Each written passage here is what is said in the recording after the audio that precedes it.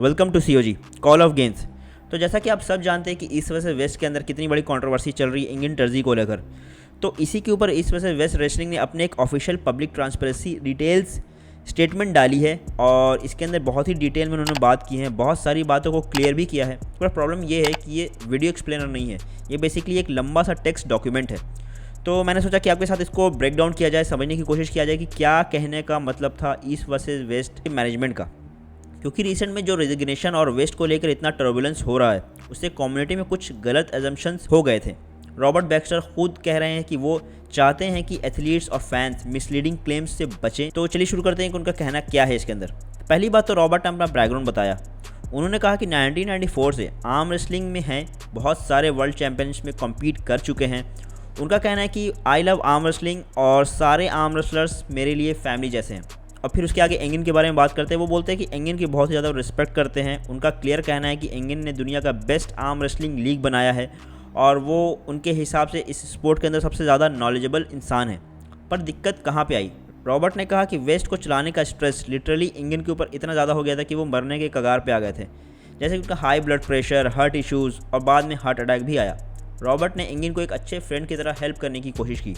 Robert ने फिर कहा कि अगस्त 2023 के अंदर मोल्डोवा वर्ल्ड चैंपियनशिप के टाइम पे उन्होंने अंगल टर्जी से बात की डिनर के ऊपर। उन्होंने एंगिन को सजेस्ट ये किया कि यार एक टीम बना लो, रिस्पॉन्सिबिलिटी डिस्ट्रीब्यूट कर दो ताकि स्ट्रेस तुम्हारे ऊपर, सारा बर्डन तुम्हारे ऊपर ना पड़े। पर एंगिन ने कहा कि नहीं, मैं कंट्रोल कर लूँगा, मैं कंट्रोल फ्रीक हूँ और कोई भी इस चीज़ को मुझ जैसा नहीं चला सकता है। रॉबर्ट ने फिर कहा कि फिर तुम्हें वेस्ट बचाना पड़ेगा, नहीं तो तुम जल्दी ही मर जाओगे। और फिर एंगिन ने बोला मैं सिर्फ तुम्हें बचाऊँगा क्योंकि तुम आर्म रेसलिंग को प्यार करते हो और तुम पे मुझे पूरा भरोसा है। तो रॉबर्ट ने आखिर वेस्ट को 100% ख़रीद लिया। डील में ये बात थी कि अगर रॉबर्ट कभी भी वेस्ट बेचेंगे तो एक्स्ट्रा पैसा एंगिन की वाइफ को या सन को जाएगा। एंगिन ने इस वजह से वेस्ट में इंडिपेंडेंटली कॉन्ट्रैक्ट की तरह काम करना कंटिन्यू किया। मैच मेकिंग, रूल्स, कमेंट्री सब उनके कंट्रोल में था। अब आता है सबसे बड़ा complicated part. King of the table actual में एक कंपनी भी नहीं थी। एंगिन और डॉन रेडिस ने रॉबर्ट से रिक्वेस्ट की कि वो किंग ऑफ द टेबल का ट्रेडमार्क और वीडियोस कंटेंट खरीद लें। पर जब रॉबर्ट ने फाइनेंशियली देखा, भाई हालत ख़राब थी और डॉन इदरिस का एथलीट पे बहुत सारा पैसा उधार था और एंगिन को सबसे ज़्यादा पैसा चुका था। तो एंगिन ने रॉबर्ट को कहा कि अगर वो हेल्प नहीं करेंगे तो वो बहुत एथलीट फाइनेंशियली तबाह हो जाएंगे। तो रॉबर्ट ने अपने रेसलिंग फ्रेंड्स जैसे कि John Rosen, Bob Brown, Luke Porsche से पूछा कि क्या king of the table assets खरीदने चाहिए। सब ने मना कर दिया। सब ने कहा कि पैसा बर्बाद मत करो, किंग ऑफ द टेबल को फेल होने दो। लेकिन रॉबर्ट ने कहा कि मैं सिर्फ फेलो आर्म रेसलर्स को हर्ट होते हुए नहीं देख सकता हूँ, इसलिए उन्होंने फैसला किया कि वो हेल्प करेंगे। और फिर रॉबर्ट ने क्या किया, डॉन इदरिस को वो पैसा दिया जो एथलीट्स का उधार था, मेजोरिटी, और रिसिप्ट के साथ प्रूव किया कि एथलीट्स को पैसा मिल चुका है। एग्रीड किया कि future king of the table profit 50% बचे हुए उधार और एंगिन को दिया जाएगा। एंगिन ने सब एथलीट को बताया कि रॉबर्ट उनकी हेल्प कर रहे हैं और एथलीट्स खुश थे। और एक इम्पॉर्टेंट बात थी कि रॉबर्ट ने बोला कि किंग ऑफ द टेबल आज तक प्रॉफिटेबल नहीं हुआ। अटलांटिक सिटी इवेंट और किंग ऑफ द टेबल 14 के एथलीट्स को पूरा पैसा दिया गया है। Expect petro king of the table 14 में नेक्स्ट यूरोप इवेंट पर कैश बोनस मांगा था और गबोरे का एक एक्स्ट्रा ट्रैवल एक्सपेंस जो डॉन इदरिस के साथ था, ईस्ट वर्सेस वेस्ट का एक्सपेंस नहीं था। अब देखते हैं कुछ और इंपॉर्टेंस क्लेरिफिकेशन जो उन लोगों ने की। डेक्स्टर रॉबर्ट को कह रहे थे कि उन्होंने डेक्स्टर को शुरू में ही ईस्ट वर्सेस वेस्ट में लाया था फैन बेस बढ़ाने के लिए। एंगिन खुद डेक्स्टर की तारीफ करते थे प्राइवेटली और पब्लिकली, कहते कि डेक्स्टर उनका काम आसान कर दिया है।